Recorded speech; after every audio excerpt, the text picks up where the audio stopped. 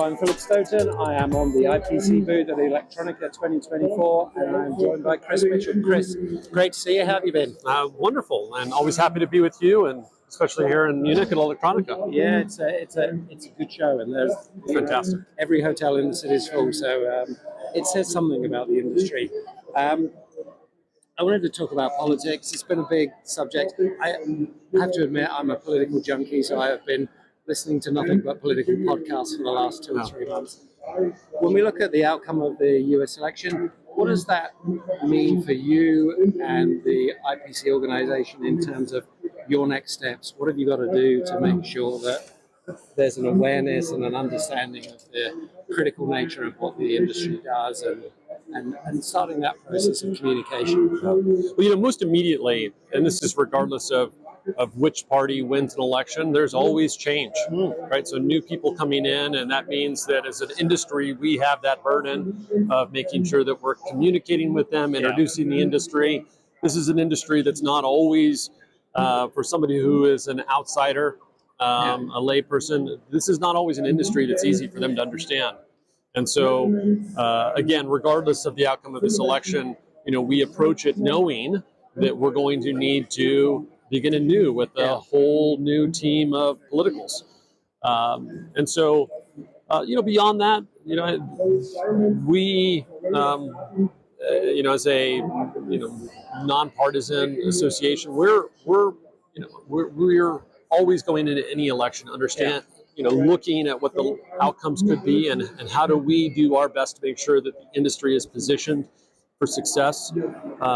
As you know, in the United States, when you're talking about especially the PCB industry, but electronics manufacturing as a whole, we have some significant vulnerabilities that need to be addressed. And so with each administration, there are opportunities, new opportunities that arise, and I think we're looking forward to the next administration with new opportunities. Yeah, and I think it's fascinating.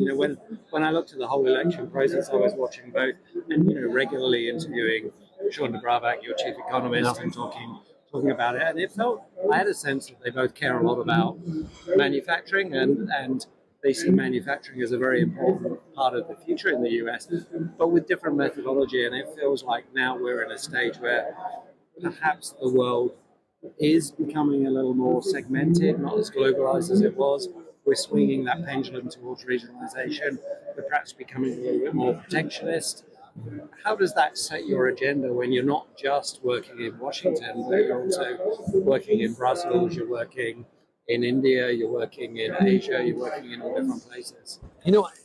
We begin with the premise that each country, each region should have access to a secure, quality, resilient supply chain for electronics.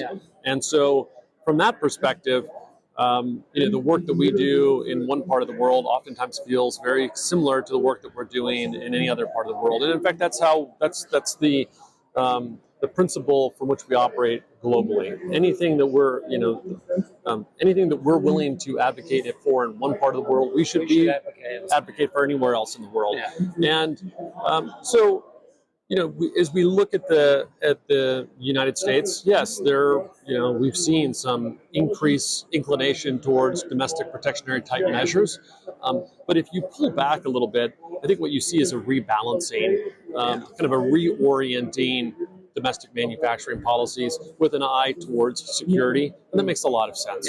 And so I think you're going to see in this next administration, you're going to see more focus on building up that defense industrial base, including the defense electronics industrial base. I think you're also going to see a lot of focus on export controls to make sure that from a U.S. perspective, there are reasonable safeguards in place to make sure that critical technology isn't necessarily being exported to countries that are adversaries of the United States. And you're also going to see some more protections in place to make sure that those sensitive technologies that should be manufactured in the United States or a partner country are in fact being built there. Yeah, and I mentioned the pendulum swinging from globalization to a more regional basis.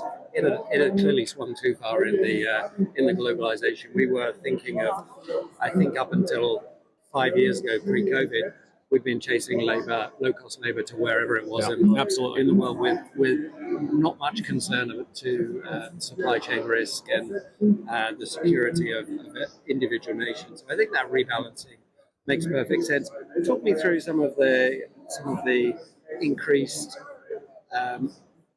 developments you have with respect to where you're applying political pressure. You've been doing it for some time in Washington. You have a very well-rehearsed program and system to do that, and it works. You're doing a very successful job here.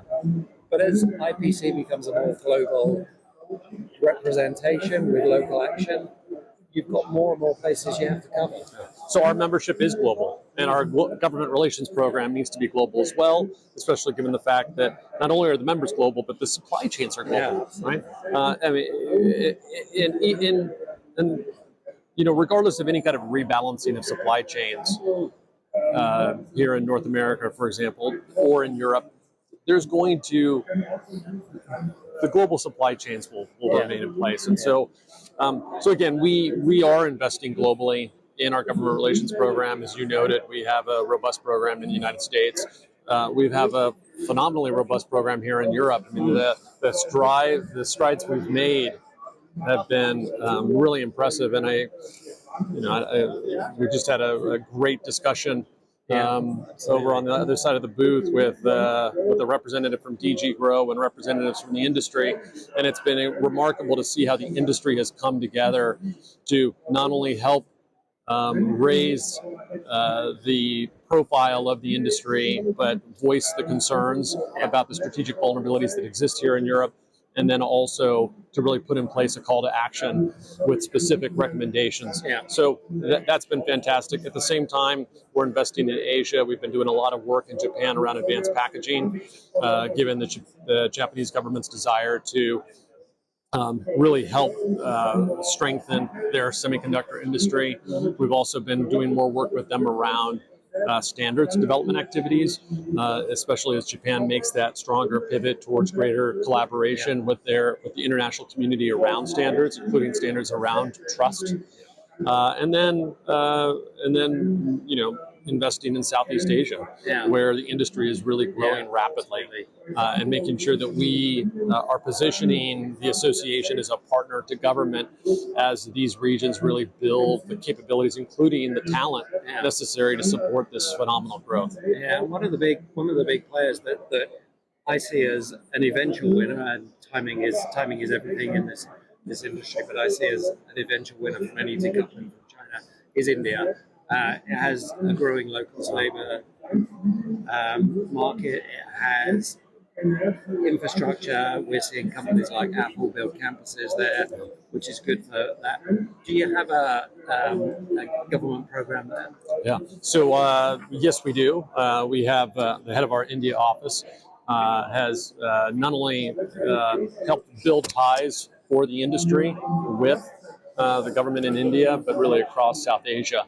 But I completely agree with you. This is we see it all in this show too, right? There are the number of companies from India that are exhibiting. Again, earlier today, INCAP gave a presentation here at the IPC booth and highlighted their yeah, exactly. So the growth truly is phenomenal, and the potential is even greater. So. Yeah, exciting times. And I think, Chris, you kind of hit the nail on the head. It's your job to stay where the market is, keep a connection there, and build whatever you need. And as you say, you have these robust, tried and tested programs that need to be adapted and applied differently elsewhere. But if you can do that, it really does add a huge amount of value to particularly your global membership. Yep, absolutely. Chris, thanks so much for your time. Pleasure to chat, and look forward to talking again. Great. Thank you so much.